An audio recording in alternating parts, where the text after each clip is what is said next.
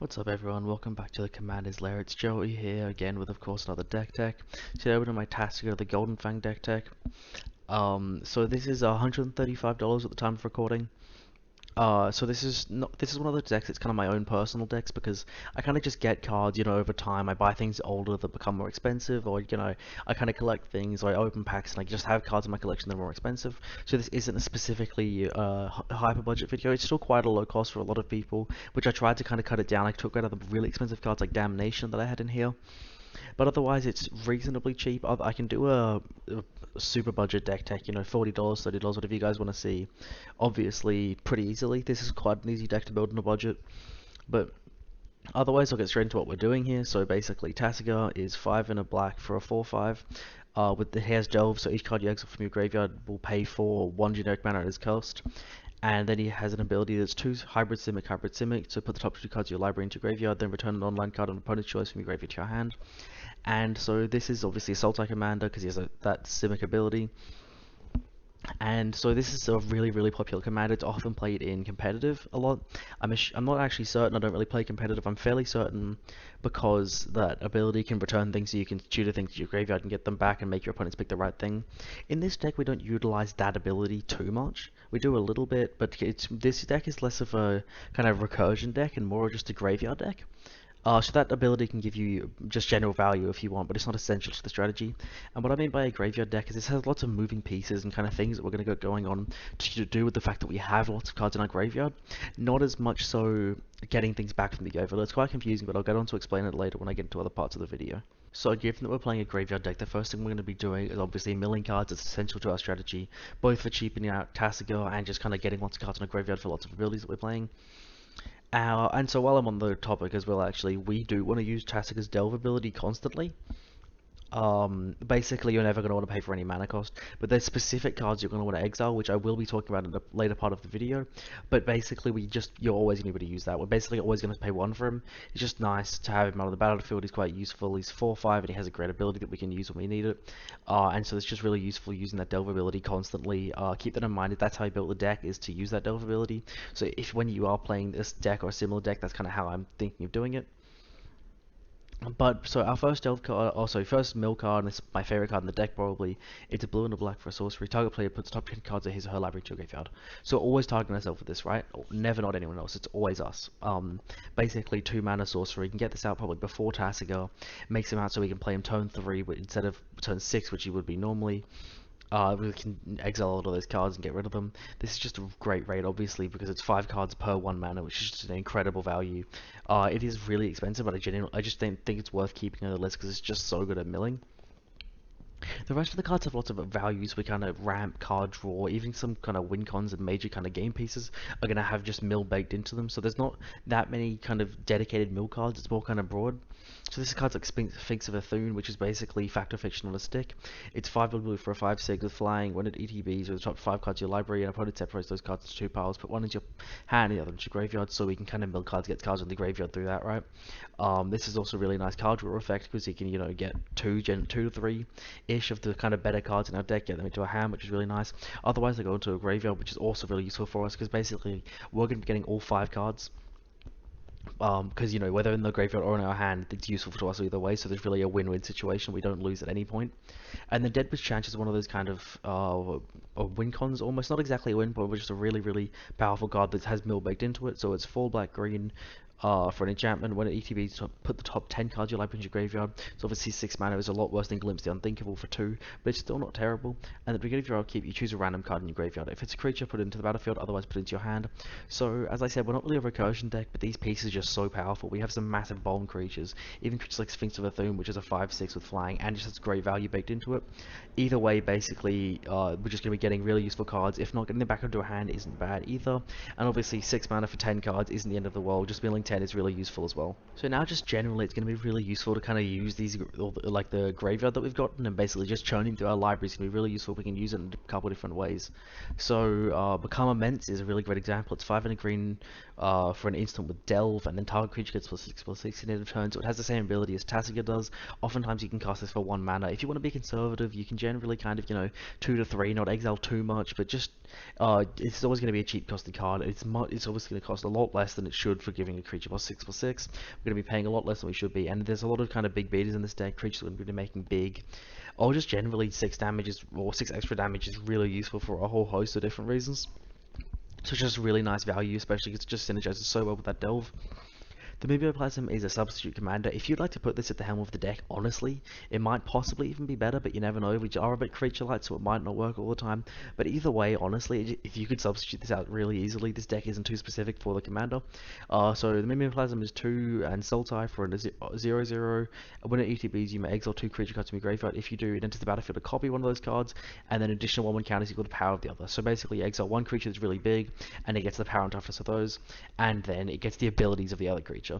So basically, we're on a recursion deck, but this is just a nice kind of piece of an additional recursion again, just like Deadwood Shant is. So basically, right, 5 mana, we can get a big creature that has a really useful ability, so we can get a card back like that Sphinx of Athun. We can even target Tasigur if we needed to for a couple of reasons. Otherwise, basically, it's just, it's a good way we can get the abilities and the power and toughness of multiple creatures at once to just kind of get things going really, really well. It's just a great little piece of only 5 mana. It's not too bad with this kind of effect. And then Laboratory Maniac or Labman. It's 2 and a blue for a 2/2, and if you would draw a card while there's no cards in, well, if you would draw a card while your library has no cards in it, you win the game instead. This is obviously a notorious combo piece game winner. Generally, I don't like cards like this. I'm sure you guys all have heard of this and have your own opinions on it. Generally, I'm not a fan of these kinds of cards, although I think they are okay in the right deck, especially in this one, because it really is unlikely that we are going to be milling our entire graveyard. So if we do, and somehow Labman's in our hand and we can get it back, it honestly is really quite deserved in this deck, because it is just a really big challenge to get that going. And I just really think that it's not the end of the world playing this, and our opponents probably be, they won't really have an issue with it, because it's just not it's not the kind of easiest deck to kind of finish out a game and win with. So if the game's dragging on, it really isn't the end of the world if we kind of get this out and can win through that. It's quite a good card as well, because it's not impossible, but it can occur that this will win for us. So this is basically the part where this deck gets really kind of tricky and complicated. This is a really difficult deck to play. It takes a lot of skill to pilot this deck, but it can definitely be worth it. This is probably one of my most fun decks to play. It's definitely one of my favorites. It can just be really awesome. It's a really good time watching all the moving pieces, but you have to know what you're doing. Basically, this deck has so many pieces. I love graveyard decks. Obviously, I have a couple different decks that mess with the graveyard on my channel already, despite only having a couple decks out. A lot of my decks mess with the graveyards. I love the color black. I think it's just really useful, fun playing this way. But basically, this is kind of the way this deck works. Is we get cards into our graveyard. Obviously, we mill lots of cards. And then you kind of delve, but the only things we're going to be delving is instants and sorceries, enchantments or artifacts. There aren't many enchantments or artifacts, but mostly going to be instant sorceries. We can get rid of those. We don't care about those. That we have no kind of synergies with those being in our graveyard. What you want to do is, on no cost, ever get rid of any creature or land from your graveyard. That's what we need to keep in the graveyard, right? We're going to get all these payoffs, and this is basically the easiest way to win the game, and it's essentially what we're going to be doing for our game plan. So fill the graveyard and then cards like this. So Nature of Resurgence, it's a card draw card. This is kind of like a soft way. It's 2 green for sorcery. Each player draws a card equal to the greatest number of creature cards in his graveyard. So we want to have 10 to 20-ish in their graveyard. Honestly, would be good. So 4 mana for that amount. We don't care that it's symmetrical. Our opponents will get nowhere near the value we're going to get off this, because basically it's just incredible. It's just a really great value, one-sided effectively, even though it's a symmetrical effect. It's really useful. And then Izoni Thousand-Eyed is one of those payoffs, so it's 2 black for and green for a 2/3, so it's 6 mana total. It has Undergrowth. When it ETBs, you create a 1/1 black and green insect creature token for each creature card in your graveyard, and it also has black and a green sack creature. You gain a life and draw a card. The second ability is not bad. It's honestly not too terrible, especially with the tokens that you're making, but it's not why we're playing it. We're playing Izoni for that first ability, so getting 10 to 20 of, as I mentioned before, 1/1s is just really, really useful. It's great value. And it's just that's how we're going to be winning the game. We're going to be basically getting payoffs of the fact that we have such a big graveyard, specifically the creatures in it for a win. The other way is Worm Harvest. It's 2 and then Hybrid Golgari, so 5 mana total. For sorcery, and create a 1/1 black and green creature token for each land in your graveyard. So it's the exact same as Izoni, but with lands, not with creatures. It has Retrace, and you may cast from your graveyard by discarding a land to paying its other cost, so that it fuels it, makes it an even better card by discarding them. So we can generally cast this twice, won't really matter. That's how we're going to win this game. This is probably the best card in the deck. Just casting this twice is incredible.